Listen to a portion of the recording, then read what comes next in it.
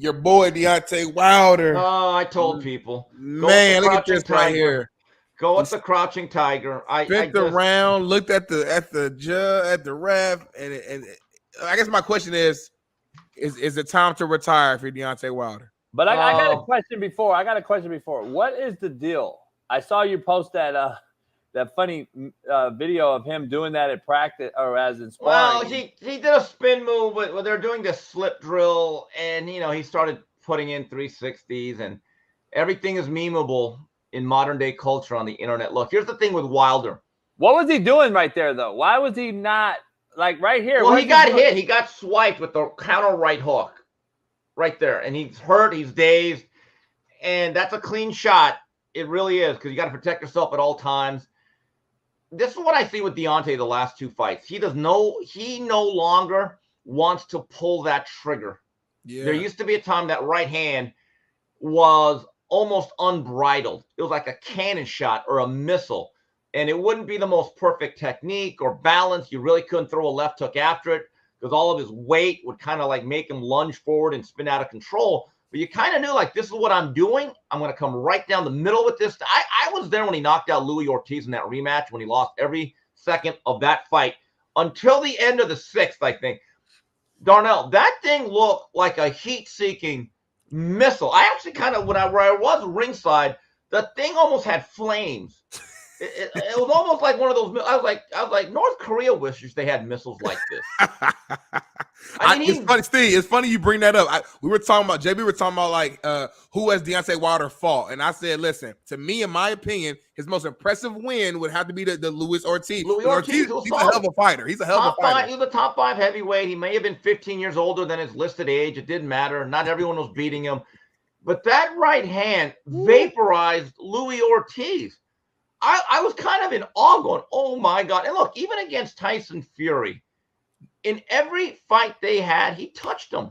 9 seconds he was on the ground, Steve. Right. So the rematch didn't work out. His uniform was too heavy. But in the first fight, he knocked him down twice. The third fight, he knocked him down twice. So, look, I've always been a little bit more favorable towards Deontay. He is what he is. For a guy that started boxing at age 19 and 20, was able to make the U.S. Olympic team in less than a year, and then to be able to make tens of millions of dollars. This story is a success. Yes. It is. So if he walked away right now, I'd say, Deontay, you did good. But I think he should retire, guys. I think the pilot light is off. He looks very, very gun-shy in there.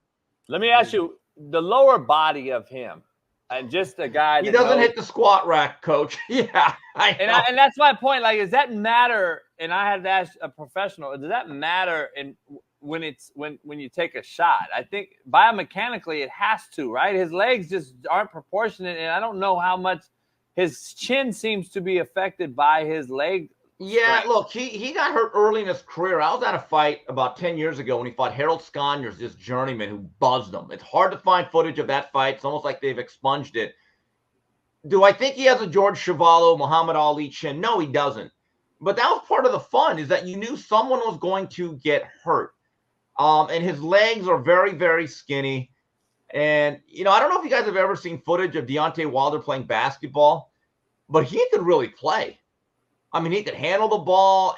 Let's just put it this way. At every 24-hour fitness where they have pickup games, he'd be the first pick. He can dunk the ball. He can make shots. I was like, wow, you could tell he played basketball, but he has a basketball player's frame. He's just like a shorter version of Kevin Durant. He never hit the squat rack. He's not going to bench press 225 10 times, but he's got that natural wiry strength with that ability to torque the punches at the very end and turn them over. It's a God-gifted right hand. It truly is, and it made him a lot of money. But here's the thing. When you're not fundamentally grounded like a Larry Holmes was, who could box effectively into his late 40s, or you cannot evolve your style like the way George Foreman did, it becomes more difficult. And when you watch Deontay Wilder throw that right hand on Saturday, it looked like he was really aiming it, and he did not have that unbridled aggression and just letting it go as he once did. Yeah, I just don't, and I don't know anything about boxing like you guys. And I'm looking at him as skill wise and just watching him over the years. It just seems like he's always outboxed. I guess I think he waits for that one hitter quitter, and if he don't get it, he's probably going to get outboxed in that match. Is that true? Yeah, it is. But look, I think his record is like 43-4-1, and he has 42 knockouts. And then even like, and me and Smitty were talking about, even in his 2 losses, he still scored 4 knockdowns. Right. So, you know, and the other thing is, in today's heavyweight game, and Zhilei Zhang's actually like a little bit of an outlier because he's above 280. Most fights, Deontay will still going to be outweighed by at least 25 to 50 pounds. That's a lot of weight.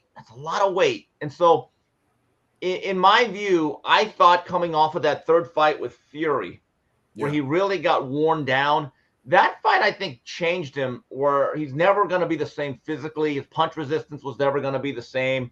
So, look, I know Malik Scott, my old friend, is taking a lot of heat for maybe implementing too many bells and whistles to a fighter whose basic attack should always be the jab and the right cross, the basic 1-2.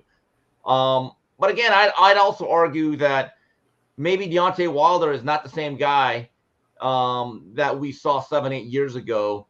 And also, look, we have to be honest. He didn't face a great amount of blue chip heavyweights outside of Louis Ortiz. And I saw a story on Twitter before I got on here that I think even Deontay Wilder's parents are now advising him to either get another trainer or retire. Here's my view of it. This is what it is right now. And if you've made a substantial amount of money, it would not be the worst thing in the world to start working on the next chapters of your life. Yeah, for sure. It's always tough for that transition for athletes, though. Like, you know, what's next for Deontay? Does he start calling fights? I don't know how good of a speaker he is when it comes to that. You know, I don't know. You know, money always talks, but for his health and safety, I do think it's probably best bet to move on.